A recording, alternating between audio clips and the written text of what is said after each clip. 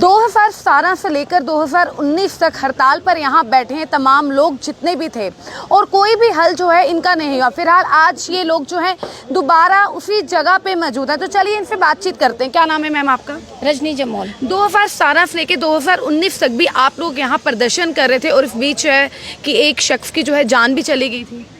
Ma'am एक शख्स की, वो तो हमारे एक्स प्रेसिडेंट है बख्शी जी, उनकी जान चली गई। उस और भी जो लोग हैं जिन्होंने अपना बहुत सारा कीमती समय यहाँ पे खोया और कुछ और भी जाने गई हैं।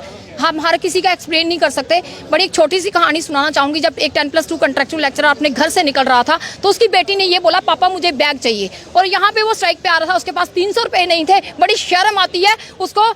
ट्रेन के अंदर ही हार्ट अटैक हो गया। वो अपनी लाइफ उसी समय गवा चुका था। वो प्रोटेस्ट के अंदर हमने हमारे जो जितने भी उस समय कोलिशन गवर्नमेंट थी, जब बीजेपी की गवर्नमेंट थी, उनको भी बताया था। लेकिन कोई वो कहते हैं ना, जिसको कहते हैं कि उनके ऊपर कोई असर ही नहीं होता है, क्योंकि जब अपने पे दुख किसी को हो ना तो तभी पता चलता है कि दुख होता क्या है।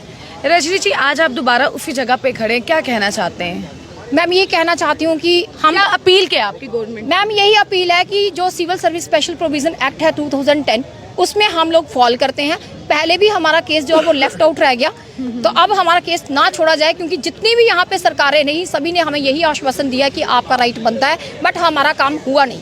बट अभी जो है एलजी साहब ने एक परमिशन दी है। हम चाहते हैं कि हमारा केस जो है उसमें इंक्लूड होना चाहिए और हम लोगों को भी जस्टिस मिलना चाहिए। आपने कहा कि 2010 में भी आप उमर अब्दुल्ला से मिले, तो मैम 2010 में एक एक्ट पास हुआ था। 2014 में हम उनसे मिले थे और उन्होंने ये कहा कि हाँ आपका काम होगा, आप जाके एजुकेशन मिनिस्टर साहब से मिलिए। जैसे आप मिले? हाँ जी, हम मिले थे। उसी दौरान श्रीनगर में फ्लड आ गया था, आपको भी पता होगा। हमारी फाइल्स जो है वो वैसी की वैसी रहेगी।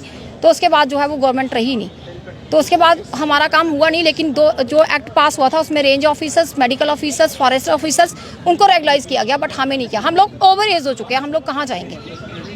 अब क्या अपील करना चाहते हैं मौजूदा सरकार से? आप लोग क्या अपील करना चाहते हैं? आप जैसे लोग बड़े हैं, डेली वेजेस की बात करें, तमाम ऐसे लोग हैं जो अपने मुद्दे लेकर आज सड़कों पर हैं, तो आप लोग भी आज यहाँ तमाम जितने भी लोग हैं काफ़ी ज़्यादा दिक्कतें जो हैं आप लोगों के, आपके परिवार वालों को भी आ रही हैं, तो क्या कहना चाहते हैं? मैम हमने डेली वेजेस के साथ जितने भी लोग यहाँ पे स्ट्राइक कर रहे हैं सबके साथ हमदर्दी है, लेकिन सबसे पहले स्ट्राइक हमने यहाँ पे शुरू की थी।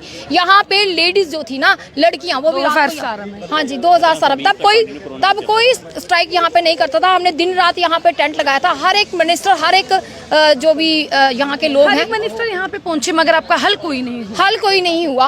वो क्यों नहीं हुआ वो जाने, हम क्या कह सकते हैं। हमने तो अपना, हाँ कभी किसी ने ये नहीं बोला कि आपका राइट नहीं बनता है। जिसने भी हमारा केस पढ़ा, चाहे वो हमारे एक्स स्पीकर साहब हो, डिप्टी सीएम कविंदर गुप्ता जी, चाहे वो हमारे अभी के सिटिंग जो एमपी हैं जुगल किशोर जी, वो यहाँ पे हमारे मंच पे आए थे। उन्होंने कहा था कि बेटा आपका राइट बनता है, हम आपका अधिकार जरूर दिलाएंगे। अब काम क्यों नहीं हुआ वो जाने। अगर हम बात करें कि अभी उमर सरकार जो है अभी आई, इससे पहले बीजेपी सरकार थी, तब भी आप लोगों के केस के बारे में किसी ने भी आप लोगों का मुद्दा नहीं हल करने की कोशिश? मैम आते सब थे, उन्होंने कहा कि हम आपका आश्वासन। मैम एक कमेटी भी बनाई गई, वहाँ पे मैंने फिर फाइल सबमिट करवाई, जिसमें रविंद्र रैना जी थे, जिसमें शक्ति परिहार जी थे, जिसमें सुनील शर्मा जो पीएचई मंत्री हैं वो भी थे।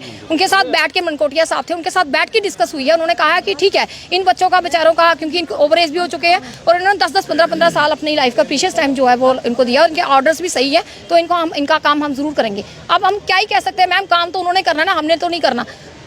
एडमिनिस्ट्रेशन से क्या अपील करना चाहिए? मैम एडमिनिस्ट्रेशन से ये जो अभी की कमेटी बनी है और जो हमारे एलजी साहब है, जिन्होंने अभी एक परमिशन दी है कि जितने भी consolidated contractual, ad hoc based, seasonal worker, need based and others जो हैं उनके लिए उनको रेगुलाइज किया जाएगा।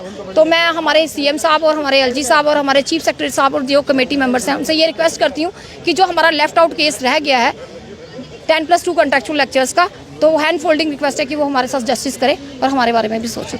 तो चलिए, जितने भी लोग फिलहाल इस खबर को देख रहे हैं, आपको बता दें कि आप लोगों ने साफ तौर पर सुना कि 2017 से लेकर 2020 तक यहाँ पे जो है इन्होंने प्रोटेस्ट भी किया और कुछ लोगों की क्या, कई लोगों की जाने भी चलेगी। फिलहाल इनका यही अपील है एडमिनिस्ट्रेशन से, उमर सरकार से, जितनी जल्दी हो सके इनके मुद्दे का जो है हल जल्दी से जल्दी जो किया जाए, ताकि जो इन्हें दिक्कतें आ रही हैं वो कहीं ना कहीं खत्म हो जाए और आगे की जो जरूरतें इनकी पूरी हो सके। तो चलिए, क्या कुछ कहना आप तमाम लोगों को, अपनी अपनी राय जो है हमारे कमेंट सेक्शन में जरूर दीजिएगा। आगे की जानकारी के लिए और अपडेट्स के लिए जुड़े रहें, बने रहें इंडियन ट्रिब्यून न्यूज़ के साथ। मैं ही मानी, धन्यवाद। जय हिंद, जय भारत।